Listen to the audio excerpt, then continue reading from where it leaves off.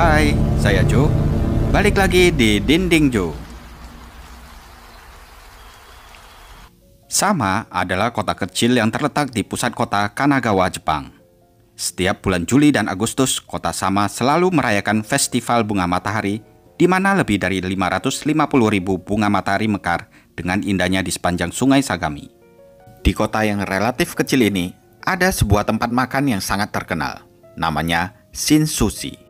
Pemiliknya menjual berbagai macam sushi lezat yang diolah dari ikan-ikanan yang segar yang akan membuat para turis ketagihan. Walaupun apa yang terlihat di kota kecil ini semuanya tampak menarik, sayangnya ada sebuah kisah kelam yang mengerikan yang pernah terjadi di kota ini. Takahiro Shiraishi adalah seorang pria berusia 27 tahun yang tinggal di kota Sama.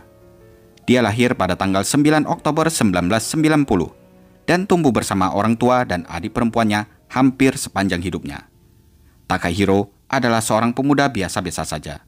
Tidak ada yang spesial dari dirinya. Anaknya pendiam dan jarang bicara. Walaupun temannya tidak banyak, tapi mereka semua adalah anak yang baik. Di kelasnya, Takahiro bukanlah anak yang pintar. Tapi dia tidak pernah mendapatkan nilai yang jelek. Pada tahun 2009, dia lulus SMA dan mendapatkan pekerjaan di supermarket lokal selama 2 tahun. Entah kenapa, tiba-tiba di suatu malam, dia memutuskan untuk berhenti bekerja di sana. Dia merasa dunia kerja tidak cocok untuk dirinya. Takahiro kemudian terjun ke dunia perdagangan wanita. Dia menjadi pengintai yakuza, menipu perempuan-perempuan yang labil untuk ikut bergabung dalam perdagangan tersebut. Pada bulan Agustus 2017, Takahiro meminta kepada ayahnya untuk memberinya kesempatan pindah ke apartemennya sendiri. Rupanya, dia sudah menemukan seorang gadis yang sangat dia cintai dan dia ingin hidup bersama dengan gadis tersebut. Ayahnya percaya dengan apa yang Takahiro katakan. Jadi, dia mengizinkan anaknya tinggal di apartemennya sendiri. Sayangnya, Takahiro berdusta pada ayahnya. Pada kenyataannya, dia tidak punya pacar dan tidak pernah jatuh cinta pada wanita manapun. Sejak tinggal sendiri, dia selalu menghabiskan waktunya menjelajahi dan mencari pengguna Twitter yang ingin melakukan bundir. Kemudian, dia akan berpura-pura menjadi seseorang yang bisa berempati pada masalah mereka dan mau membantu mereka. Tapi niat sebenarnya Takahiro jauh lebih mengerikan. Suatu hari, dia menemukan seorang pengguna Twitter yang bernama Mitsuki Miura. Mitsuki adalah seorang pekerja kantoran berusia 21 tahun yang sering mendapatkan bulian ketika dia masih duduk di bangku SMA. Takahiro pun mendengarkan segala keluh kesah Mitsuki. Kemudian, dia menawarkan bantuannya. Dengan lembut, dia meyakinkan Mitsuki untuk bertemu dengannya dan berjanji untuk membantunya mengakhiri hidupnya dengan damai dan tanpa merasa sakit. Tentu saja Mitsuki tertarik. Tetapi ketika dia tiba di apartemennya Takahiro langsung membiusnya dan mencekiknya dengan tali, lalu dia memotong-motong tubuh Mitsuki di kamar mandinya. Proses pemotongan mengerikan itu menghabiskan waktu 3 hari. Setelah itu, Takahiro menyimpan bagian-bagian tubuh Mitsuki di lemari esnya dan membuang beberapa sisa di tempat sampah terdekat. Dia bahkan menggunakan kotoran kucing untuk menutupi bau pembusukan. Setelah Mitsuki, Takahiro bertemu lagi dengan pengguna Twitter lainnya. Kali ini, seorang siswa sekolah menengah atas yang berusia 19 tahun dan bernama Hinako Sarashina. Hinako telah melarikan diri dari rumah setelah bertengkar dengan ibunya. Dia lalu curhat di Twitter dan bertemu Takahiro di sana. Seperti biasa, Takahiro lalu membujuknya ke apartemennya dan mengulangi proses mengerikan yang sama yang dia gunakan dengan Mitsuki. Tanpa Takahiro sadari, mayat-mayat mulai menumpuk di apartemen kecilnya. Bau busuk mulai menyengat. Para tetangga sebenarnya menyadari bau busuk itu, tetapi mereka berasumsi bahwa itu berasal dari saluran pembuangan terdekat. Sedangkan Takahiro sendiri tidak terganggu oleh bau busuk itu. Dengan santai, dia bisa hidup tenang di apartemennya tersebut. Beberapa hari kemudian, dia bertemu dengan Sogo Nishinaka, seorang pria berusia 20 tahun yang berjuang dengan autisme. Dan baru-baru ini, dia sedang mengalami patah hati yang menyakitkan. Keputusasaan Sogo membawanya ke Takahiro yang menawarkan jalan keluar. Namun, setelah bertemu dengan Takahiro, Sogo malah memutuskan kalau dia ingin hidup. Takahiro pun merasa terancam. Dia takut rahasianya akan terbongkar. Jadi, tanpa pikir panjang, Takahiro memutuskan untuk melenyapkan Sogo. Dia membius dan lalu membunuhnya. Lagi-lagi, Takahiro menambahkan satu lagi mayat ke dalam koleksinya yang mengerikan. Meskipun begitu, tetangganya tidak ada yang curiga dengan Takahiro. Gilanya, walaupun apartemennya dipenuhi dengan potongan mayat-mayat yang tidak terhitung jumlahnya, Takahiro tetap merasa nyaman saja tinggal di sana. Bayangkan saja, dalam waktu 2 bulan, Takahiro telah berhasil mengumpulkan 9 mayat di dalam apartemennya.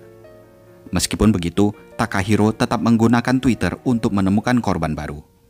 Dia membuat banyak akun untuk menjangkau orang-orang lebih banyak lagi. Metodenya sederhana, tapi sangat efektif.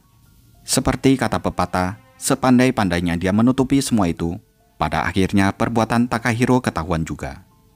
Semuanya berawal dari seorang pemuda yang kehilangan adik wanitanya yang berusia 23 tahun. Dan setelah dia memeriksa komputer adiknya, dia menemukan adiknya sering menghubungi Takahiro. Tanpa ragu, dia langsung menghubungi polisi yang dengan cepat mulai menyelidiki masalah ini. Polisi menggunakan pancingan. Mereka memakai jasa seorang wanita untuk memikat Takahiro melalui Twitter dan memintanya untuk membantunya mengakhiri hidupnya. Dari sinilah polisi dapat mengetahui di mana Takahiro tinggal. Pada pagi hari di tanggal 31 Oktober 2017, petugas kepolisian kota Sama tiba di apartemen Takahiro. Bau busuk yang sangat menyengat menyerbu hidung mereka pada saat mereka mendekati pintu. Ketika Takahiro membuka pintu apartemennya, bau busuknya tercium semakin tajam dan para petugas segera mengetahui ada sesuatu yang tidak beres di dalam apartemen kecil yang berantakan itu. Di dalamnya, polisi menemukan pemandangan yang menyeramkan. Bahkan, belum pernah mereka lihat seumur hidup mereka. Terdapat banyak kotak pendingin yang diberi nomor di ruang tamunya. Ketika dibuka, di dalamnya terlihat potongan tubuh manusia dan 9 kepala yang terpenggal.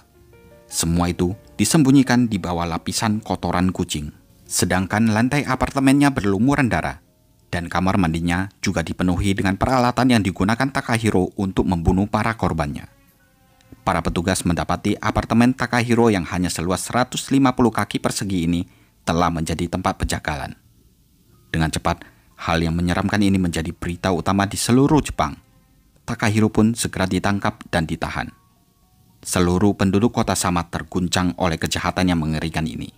Kemudian, para detektif bekerja tanpa lelah untuk mengidentifikasi semua korban Takahiro dan juga memberitahu keluarga mereka. Proses ini menjadi lebih sulit karena kondisi jenazah yang sudah berantakan. Tetapi, melalui tes DNA dan metode lainnya, identitas para korban akhirnya terkonfirmasi. Masyarakat merasa ngeri dengan kasus ini dan menuntut keadilan bagi para korban. Mereka menginginkan hukuman yang seberat-beratnya yang bisa diberikan kepada monster yang satu ini. Persidangan Takahiro Shiraishi dimulai pada tanggal 30 September 2020. Hampir 3 tahun setelah kejahatan yang dia lakukan terungkap. Persidangannya berlangsung di Tokyo dan menarik perhatian media massa. Takahiro sekarang terkenal dengan julukan pembunuh Twitter. Dia menghadapi banyak dakwaan, termasuk 9 tuduhan pembunuhan, perampokan, dan penodaan tubuh korbannya. Ruang sidang dipenuhi dengan suasana tegang ketika Takahiro dibawa ke dalam. Namun, sikapnya sangat tenang, dan dia hanya menunjukkan sedikit emosi ketika dakwaan terhadapnya dijatuhkan. Tim pembela Takahiro berusaha untuk membela kliennya dengan mengatakan bahwa Takahiro tidak bermaksud membunuh korbannya, melainkan untuk membantu mereka mengakhiri hidup mereka.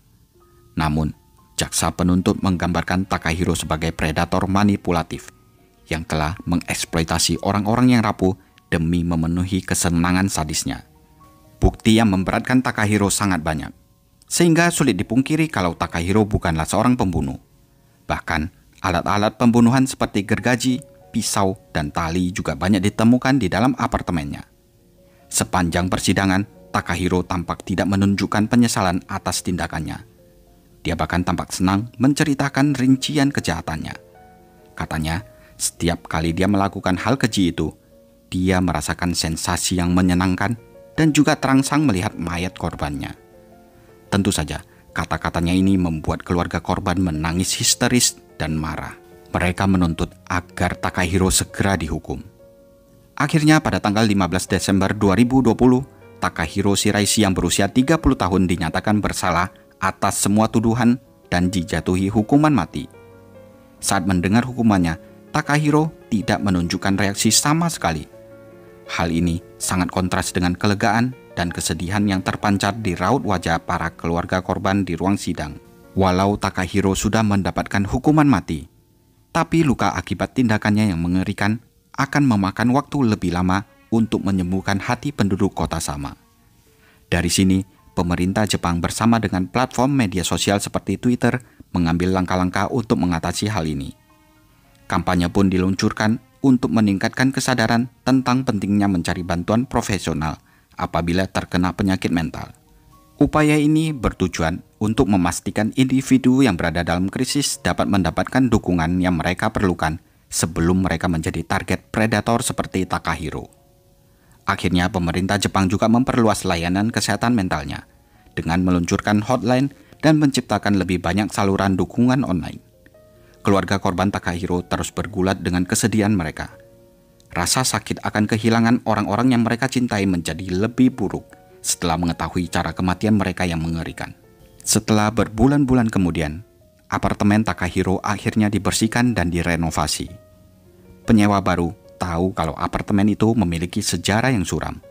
Tetapi dia tetap memilih untuk pindah ke sana tanpa menghiraukan kalau di sana dulu pernah terjadi pembantaian. Bagi penyewa itu, yang penting harga sewanya terjangkau dan lokasinya nyaman. Nah, gimana menurut kalian? Tulis di kolom komentar ya. 9 dismembered bodies were discovered by Japanese police in an apartment near Tokyo. Police say the 27-year-old who lived there, Takahiro Shiraishi, confessed to mutilating the bodies of 8 women and 1 man and hiding them in coolers. Some of the remains were covered with cat litter, according to a police spokesperson. Neighbors said that they had noticed foul smells emanating from the apartment but did not report them.